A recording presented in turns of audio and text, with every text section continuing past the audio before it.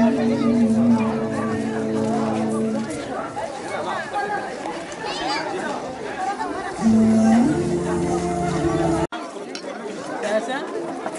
يا لاباس حسن وصلنا. بسم الله الرحمن الرحيم. الحمداني فاطمه، رئيسه جمعيه نساء اولاد الغزال. اليوم عندنا واحد الافطار جماعي من تنظيم جمعيه نساء اولاد الغزال وجمعيه الصداقه وجمعيه الامام ورش ولجنه رودينا ولجنه خواطرنا الشبابيه. الهدف الحمد لله من هذا الافطار هذا هو خلق واحد الجو تلاحمي وخلق واحد تآلف ما بين الناس ديال البلاد، والحمد لله لقينا واحد الحضور كبير، ونتمنى ان شاء الله يكون واحد الموده واحد الرحمه ما بين الناس وهذا الشهر الكريم هذا. بارك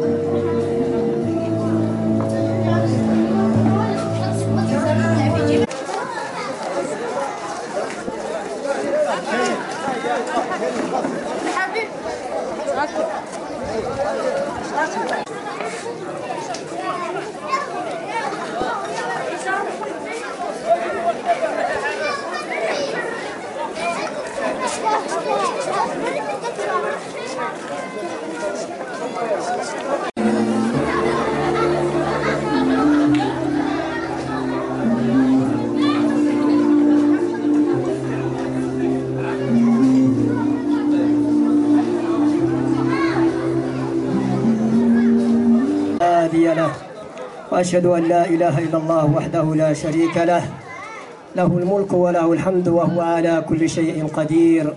وأشهد أن محمدا عبده ورسوله ومصطفاه ومجتباه، فصلوات ربي وسلامه عليه وعلى آله وصحابته أجمعين. ثم أما بعد، أيها الحضور الكريم،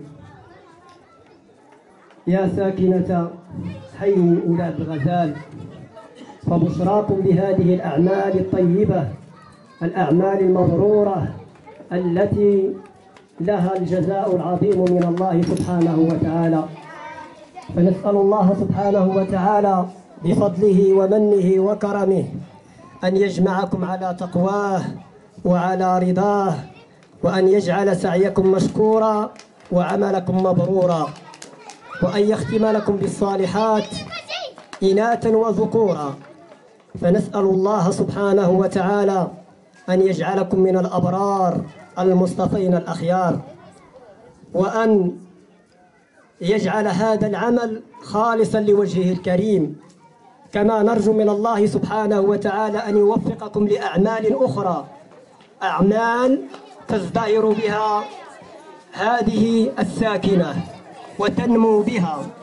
ونسأل الله العظيم أن يوفق رجالا من رجالاتكم وشبابا من شبابكم ونساء من نسائكم، أن يجمعكم على كلمة واحدة، وأن يجعلكم إن شاء الله في خدمة هذا الحي حتى يكون وردة بين الورود عاطرة إن شاء الله. فنسأل الله سبحانه وتعالى: أنت مولانا فانصرنا على القوم الكافرين. صدق الله العظيم.